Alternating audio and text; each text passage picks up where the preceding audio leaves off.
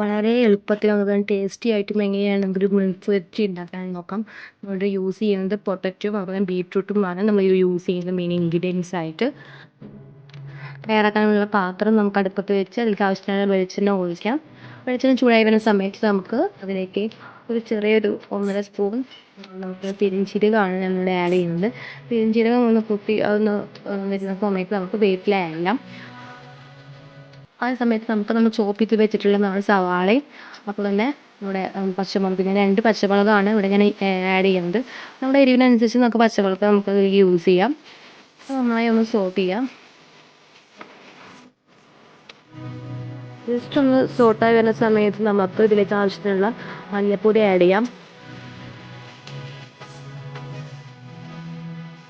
മഞ്ഞൾപ്പൊടി ഒന്ന് നല്ലപോലെ ഒന്ന് സോട്ടായി മൂത്ത് വരുന്ന സമയത്ത് നമുക്ക് അതിലേക്ക് ആവശ്യത്തിനുള്ള കുരുമുളക് പൊടിയാണ് ആഡ് ചെയ്യുന്നത്.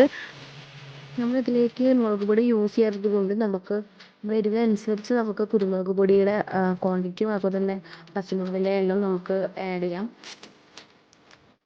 ജസ്റ്റ് ഇതെല്ലാം ഒന്ന് സോട്ട് ചെയ്ത് ഒരു 2-3 മിനിറ്റ്സ് നമുക്കൊന്ന് സോട്ട് ചെയ്തെടുക്കാം.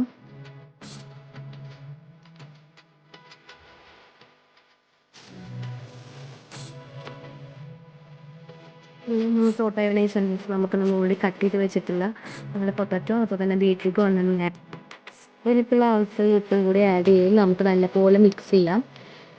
നല്ലപോലെ മിക്സ് ചെയ്തതിന് ശേഷം നമുക്കിത് 5 മിനിറ്റ് നമുക്കിത് മൂടി വെച്ച് വേവിക്കാം. ഇതിലേക്ക് വേറെ വെള്ളമൊന്നും നമ്മൾ ചേർക്കേണ്ട ആവശ്യമില്ല. 5 മിനിറ്റ് അത് മൂടി വെച്ച് കഴിഞ്ഞാൽ ആവിയിലത് കുക്കായിപ്പോഴും ആ ബീറ്റ്റൂട്ടും അതുപോലെ തന്നെ പൊട്ടറ്റോ നല്ലപോലെ കുക്കായിപ്പോഴും. 5 മിനിറ്റിന് ശേഷം നമ്മൾ വീണ്ടും ഒന്ന് തുറന്നിട്ട് നമുക്ക് നല്ലപോലെ വീണ്ടും മിക്സ് ചെയ്തിട്ട് വീണ്ടും ഒരു 5 മിനിറ്റ് കൂടി നമുക്ക് അത് മൂടി വെച്ച് വേവിക്കാം. നമ്മുടെ പൊട്ടറ്റോയും ബീറ്റ്റൂട്ടും കുക്കാവുന്ന വരെ അത് ആ ഒരു പ്രോസസ്സ് കണ്ടിന്യൂ ചെയ്യാൻ. നമ്മുടെ പൊട്ടറ്റോയും ബീറ്റ്റൂട്ടും കുക്കായി കഴിഞ്ഞ് നമുക്ക് നമ്മുടെ മെഴുക്ക് പുരട്ടി ബീറ്റ്റൂട്ടും പൊട്ടറ്റോയും മെഴുക്ക് പുരട്ടി റെഡി ആയിട്ടുണ്ട്.